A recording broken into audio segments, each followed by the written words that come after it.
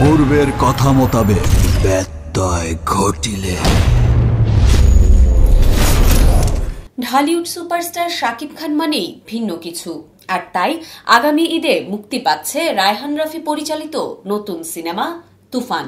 আর এ ছবিতে আছেন বরাবরের মতোই শাকিব খান।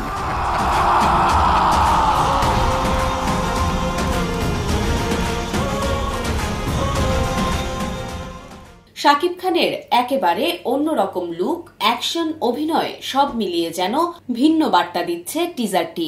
সেই সঙ্গে টিজারে চঞ্চল চৌধুরীর উপস্থিতি তুফানে আলাদা মাত্রা যোগ করেছে। তুফান, খুব ভয় পাইছি রে। মঙ্গলবার প্রকাশ হয়েছে রায়হান রাফি পরিচালিত তুফানের টিজার। সিনেমাটি নিয়ে দর্শকের আগ্রহ তুমুল। টিজার আসার পর তা অন্য মাত্রা পেয়েছে। এরই মধ্যে সামাজিক যোগাযোগ মাধ্যমে এ নিয়ে চলছে নানান আলাপ।